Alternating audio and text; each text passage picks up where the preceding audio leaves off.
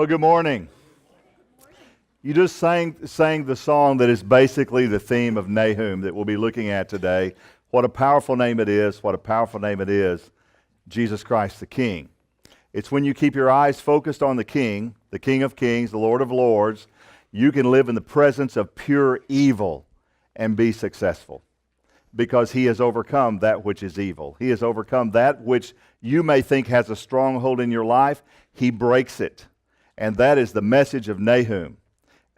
This morning, as I was here early, I always make coffee for one of our senior adults. I put his name on his cup and give him his coffee. He said, "What are you preaching on today?" I said, "Nahum." He said, "That's in the Bible?" I said, "Yeah, it's one of the minor prophets. It's way back there." And you may not have ever read the message of Nahum, but it is a message that overcomes evil, and that it's beautiful. Much like the Watkins family. Sadly, in 1992, September 2nd, the Watkins family went to New York. They live in Provo, Utah, and they made the annual journey to New York during that time for the U.S. Tennis Open. And as they went, they would even wear the shirts. They were like poster children for New York to say, "We love New York." Everything that they could do in New York, they tried to do just to take it all in. And as they were there, they were on the subway to go to Flushing Meadows, and as they were on the subway, suddenly they were attacked by 4 young people. You had Sherwin and Karen, mom and dad. You had Todd and Brian, their 2 barely grown sons in their early 20s.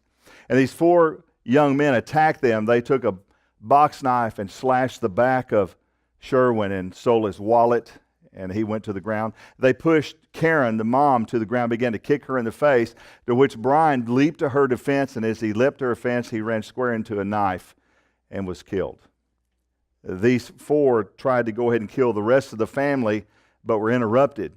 They took the money from his wallet, which was $200, and they went up top out of the subway system and went just a few blocks away, where they went to dance the night away until 4 a.m. as though nothing had happened. The Watkins family left New York, went back to Provo, Utah, and buried their son and grieved. The 4 were eventually caught. It made as you can see, the cover of Time magazine, I don't know, of People magazine. Because of that case, the entire subway system became much more protected. Police presence became much greater because of that case. As I said, the 4 were eventually caught, were tried, and were convicted, and were given the sentence by Judge Edwin Torres, the strongest sentence New York had at that time, which was life in prison without the possibility of parole. This is what Judge Torres said as he sentenced these 4 young men.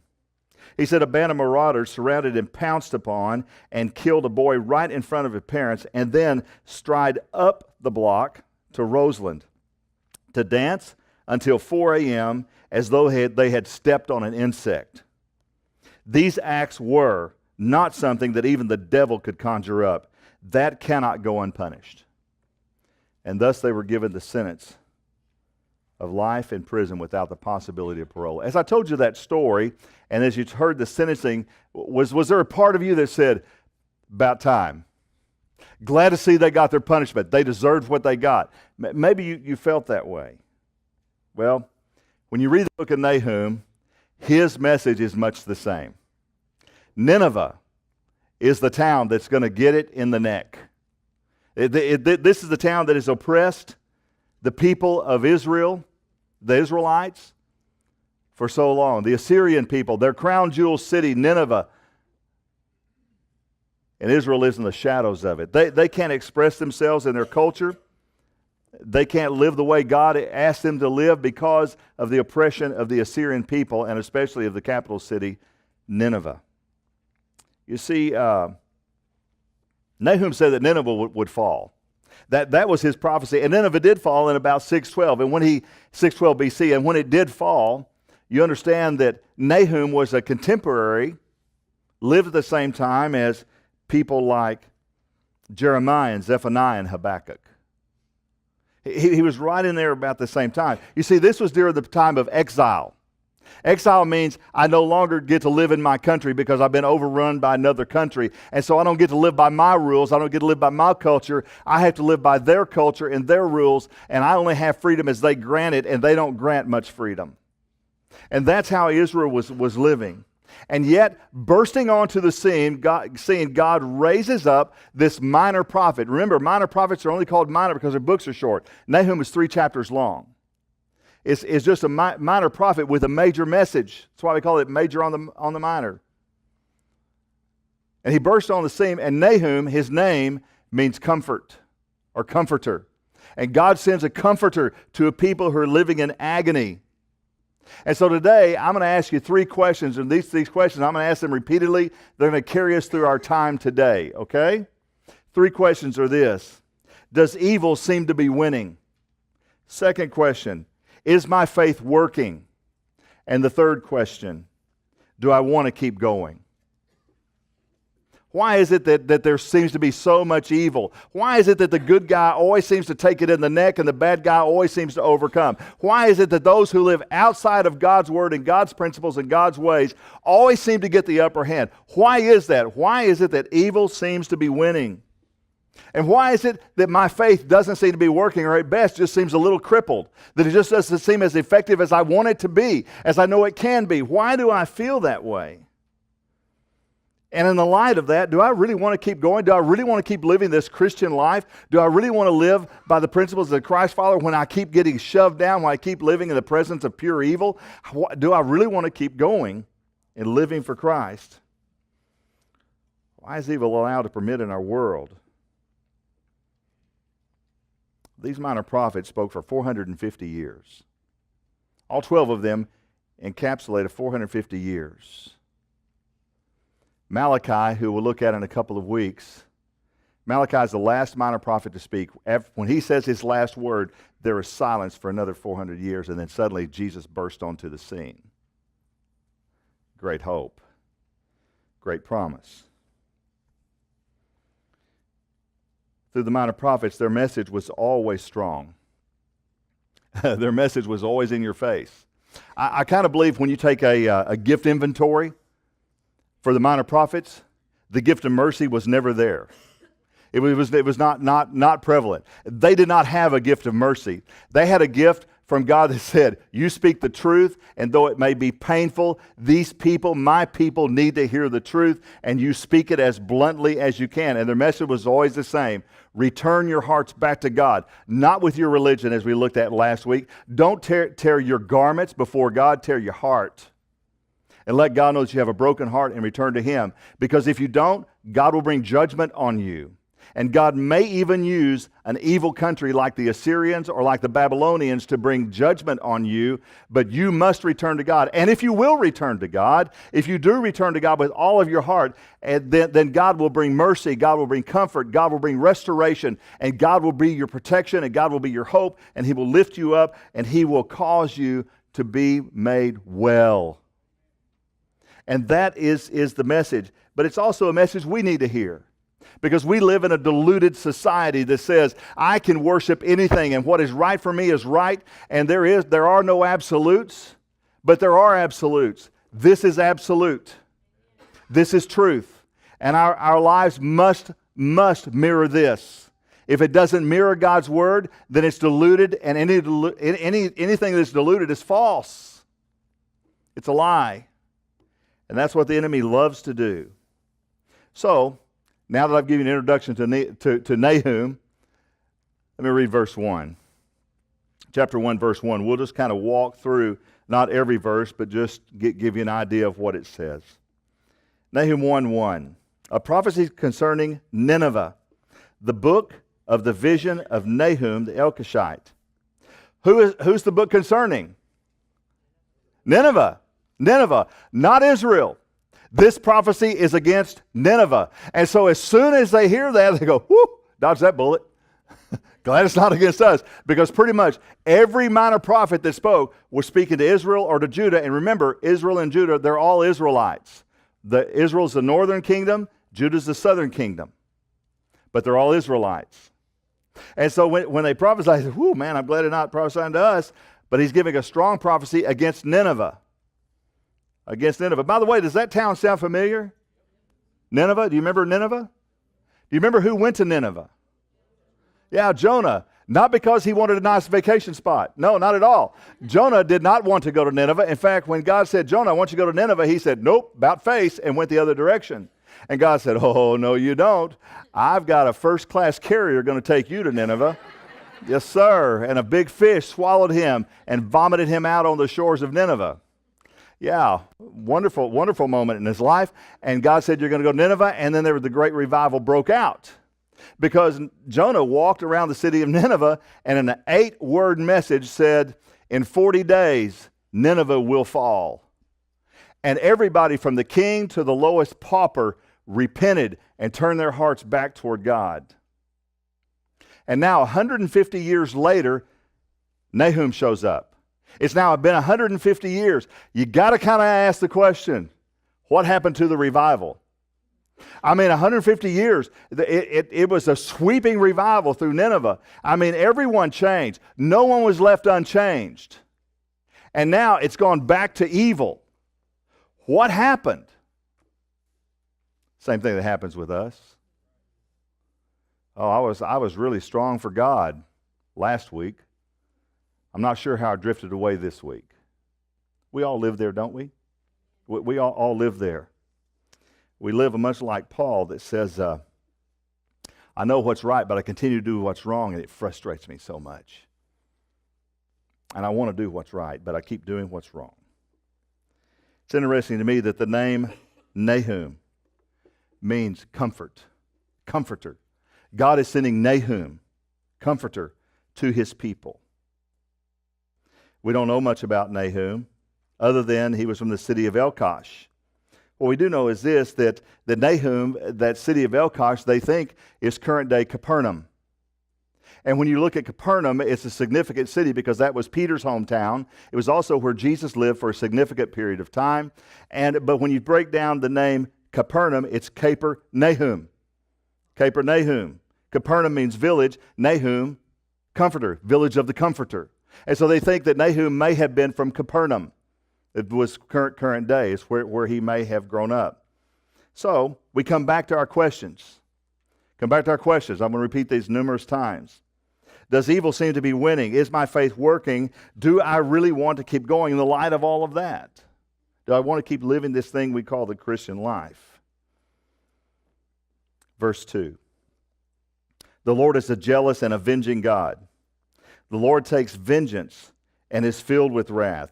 The Lord takes vengeance. Do you see a theme there? The Lord takes vengeance on his foes and vents his wrath against his enemies. Why is this so comforting? Why is this message so comforting? Because it's not pointed at me. It's not pointed at Israel. It's not pointed at Judah. And when the gun's not pointed at you, you can kind of go, whew, glad I dodged that bullet. This is pointed directly at Nineveh. Pointed directly at Nineveh. This bold minor prophet stands up and says, you are going to encounter the wrath of God. And his vengeance, let me make sure you hear that again. His vengeance, and he says his vengeance is coming on you. And he will not relent. Anybody ever had a bully in your life? Anybody ever have a bully? I had a bully. I went to Harrison Lane Elementary School. I remember it. I was in 2nd grade, and Toby was in 4th grade. And I would walk to school because it was 6 blocks away. And back in those days, you could actually walk to school and didn't have any worries. And I walked to school. And I just remember it was snowing. And I remember going to school, you walked uphill, and coming home from school, you walked uphill. And we couldn't afford shoes, so we were barefoot. That's what I remember. That's what I've told my children. Did your parents tell you that as well? Yeah, I remember that. But Toby would wait for me at school. And man, he'd shove me down. Well, what Toby didn't know, I had a 4-year-old brother whose name was Buster. Buster is a Latin name, and the English name means I like to fight. That's what it means. Well, Buster walked with me to school because I told him about Toby. Buster walked with me, and he encountered Toby. Toby was waiting on me. Buster said, not anymore, buddy. You're done. And I remember Buster shoved him down, and that was the end of it. I never had a problem with Toby after that. That's pretty much what Nehemiah is saying. You have messed with God's people long enough. God's people are protected by God himself. Your day is done, Nineveh. Assyrians, your day is done. You no longer get to have voice to the people of God because God is greater than you. So leave my people alone. Your day is done. We go on to chapter 1, verse 12. This is what the Lord says. Although they have allies and are numerous, they will be destroyed, talking about Assyria, talking about Nineveh, and they will pass away. Although I have afflicted you, Judah, I will afflict you no more. Although you've endured my judgment, you have walked through my judgment, I will not bring judgment to you anymore. My judgment is shifting to Nineveh. I'm bringing damage to Nineveh. I'm going to bring blessing to you. I'm done. You have survived. You have lived through the challenge, the judgment, the punishment that I've given for you living with a deluded heart, for you living with a divided heart. And even though Nineveh seems to have the upper hand, and even though they seem like they're at full strength, and even though they may outnumber the people of God, you need to understand that you plus God is more than enough. And they are not nearly as strong as you think they are. Verse 15. Look. Now, this is a great verse of promise. He says, look, pull your eyes up. Look. There on the mountains, the feet of one who brings good news, who proclaims peace. Celebrate your festivals, Judah, and fulfill your vows. No more will the wicked invade you. They will be completely destroyed. I would imagine when they heard those words, it was as though the Watkins heard the judgment sent down from the judge. Finally, things are being set right. And no one's happy about someone being sent to prison without the possibility of what word am I looking for? Thank you. Just make sure you're listening. Parole. The only word that came to my mind was patrol. Yeah. And I've had coffee without the possibility of parole. Not that no one's happy about that, but to say that God's judgment is coming, to say that things are finally set right, is a relief.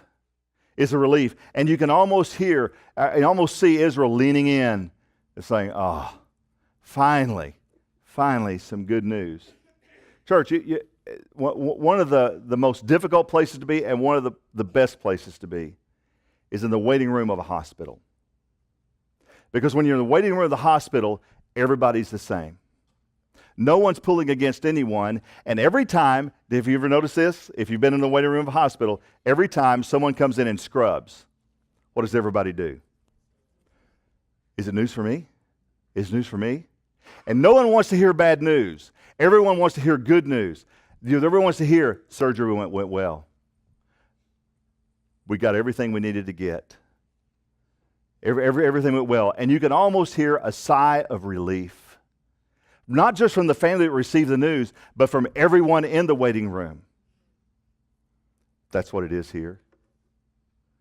That's what it is. That's what they're receiving. You're going to receive peace. And your enemy will be completely destroyed. You see, by saying what Nahum said, he is answering the three questions. First, does evil seem to be winning? They may seem to be, but they're not. They are not winning. Is my faith working? You may not feel it now, but it is. Keep your eyes centered on God, and it is working. Do you need to keep going? Oh, yeah, you need to keep going because the best days are ahead. Get ready, because I'm ready to shower blessings on you.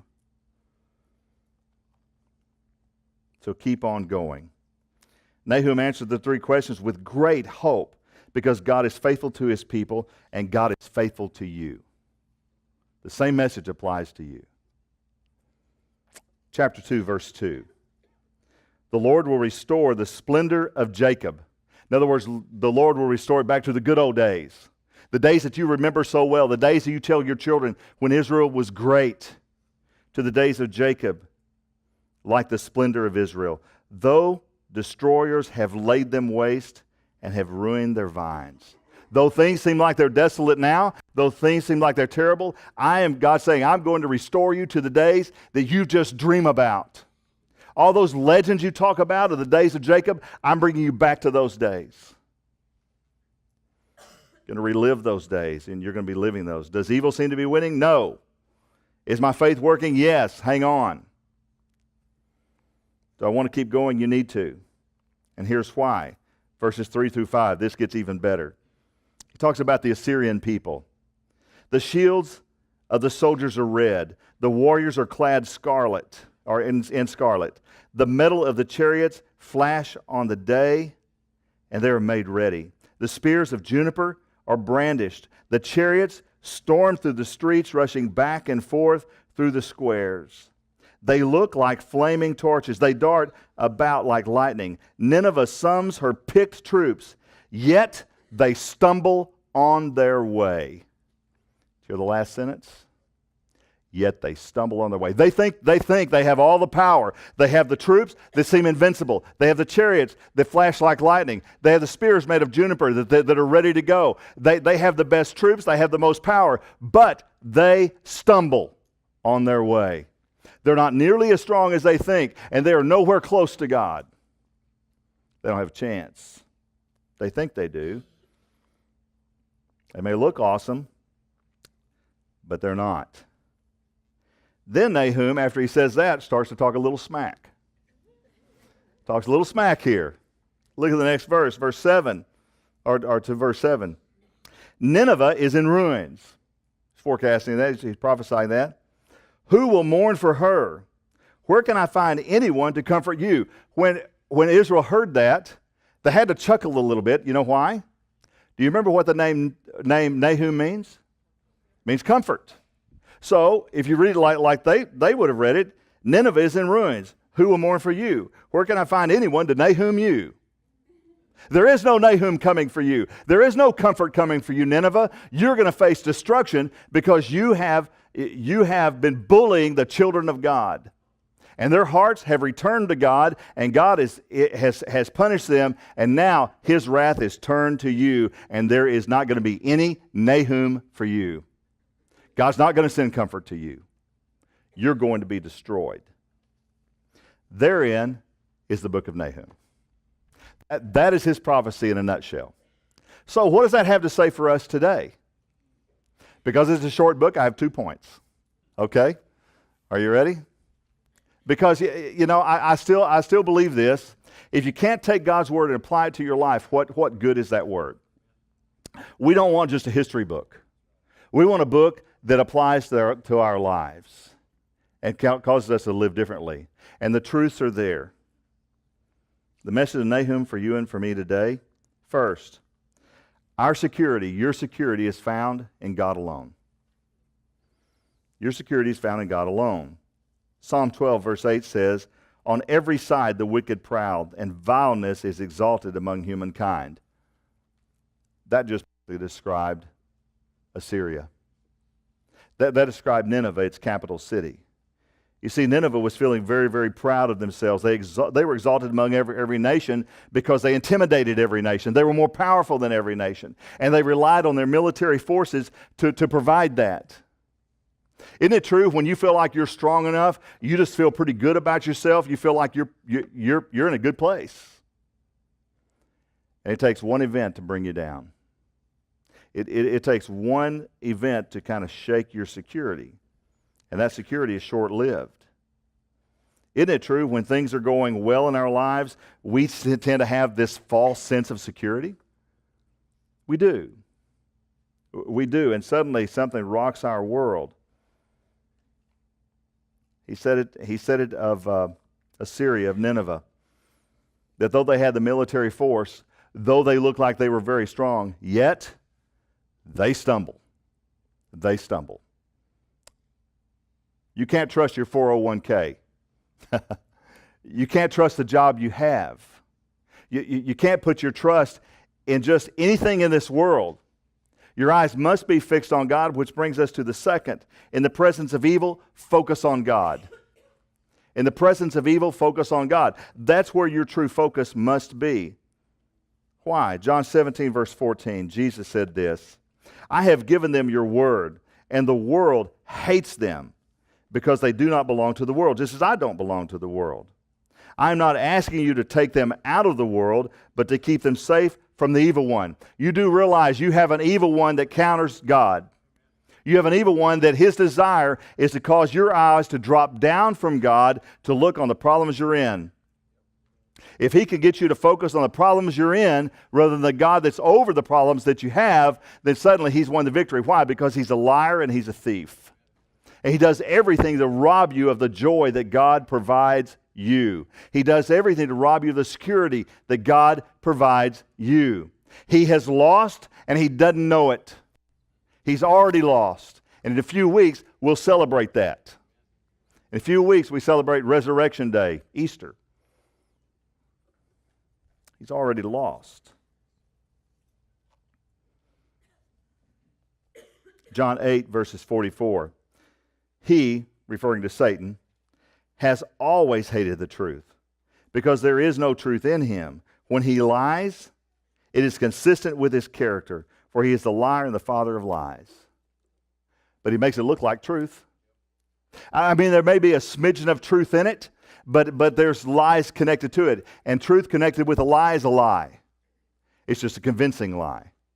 That's all it is. And he uses that. And he uses that well against us, against those who are Christ followers. Anything he can to get your eyes off of Christ, he has victory. It's exactly what he did with the children of Israel. You see, when they took the land, they began to incorporate the other gods and their other customs into their lives. And as they incorporated those into their lives, suddenly they had false worship. That's what the enemy does. He's been doing it since the beginning of time. Hebrews 12, verse 2 says, we do this by keeping our eyes on Jesus, the champion. Last time I checked, champion means winner. Champion means the one who wasn't defeated. Champion. Who's the champion who initiates and perfects our faith. You see, you serve a champion. You don't serve one who's been defeated. You serve one who has defeated all. And he is the winner. He is the champion. And so keep your eyes fixed on him. And that's exactly what Nahum is trying to tell the children of Israel. You have been deluded in your faith. You've incorporated false gods in your worship. Now, worship God with all of your heart. And by the way, Nineveh, you have been oppressing God's people. You've already lost. You think you've won, but you stumble. You don't win. You're already destroyed. You just don't know it. God's people, as long as they keep their eyes on God himself, he will sustain them, he will take care of them, and he will give them sure footing. The victory is already there. Why? Because our God is the champion. He is the champion. You win. Matthew 20, verse 16 says, so those who are last will be first, and the first will be last. You ever felt like you were last in line all the time? Man, I remember I don't remember if it was at school. I've never been a fast mover. I just kind of go my own pace, and I'm easily distracted. You know, I'm ADD, and so I'm looking at everything. But I remember I was always last in line. I remember Miss Casey. She was I guess it was fifth grade, my fifth grade teacher, Miss Casey. I was last in line, and she was a Christ follower. I didn't know that until after. And I just remember I was last in line, fifth grade, waiting to go to lunch. And she said, today is the great reversal. The last shall be first, and the first shall be last. And she put me at the front of the line. I want you to know it felt good.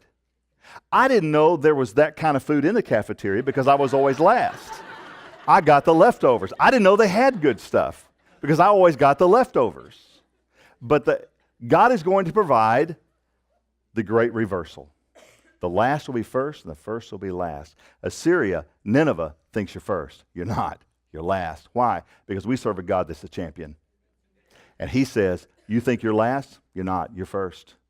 You're first. You've already won. You just don't know it. So we come back to the question, does evil seem to be winning? It may, but it's not. It's already lost. Why? Because we have the champion.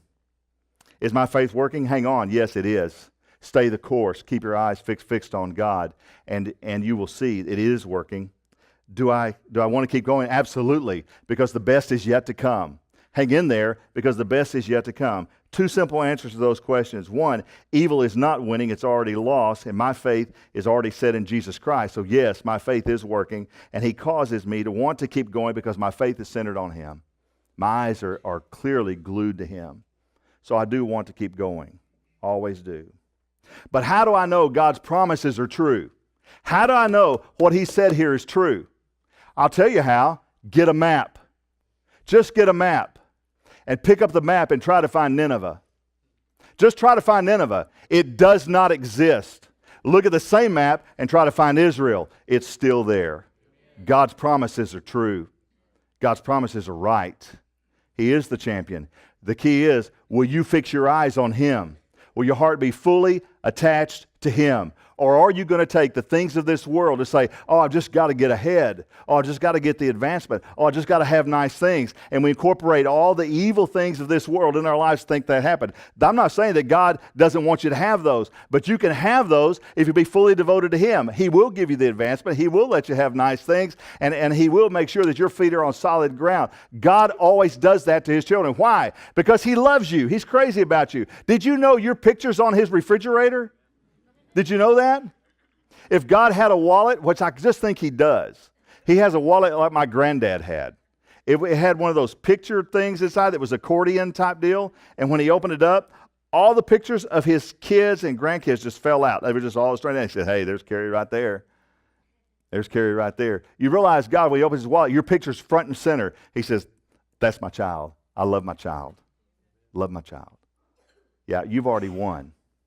You've already won. Does evil seem to be winning? Nope. Can't win. God's already won. It's already lost. Is my faith working? It does, as long as you keep your eyes centered on Jesus Christ and your heart focused on him and centered on him. Do I want to keep going? Oh, absolutely. The best is yet to come. And the good is right now. Trust in him. That's the story of Nahum. And that's the story for our lives. I pray it's your story. Let's pray together.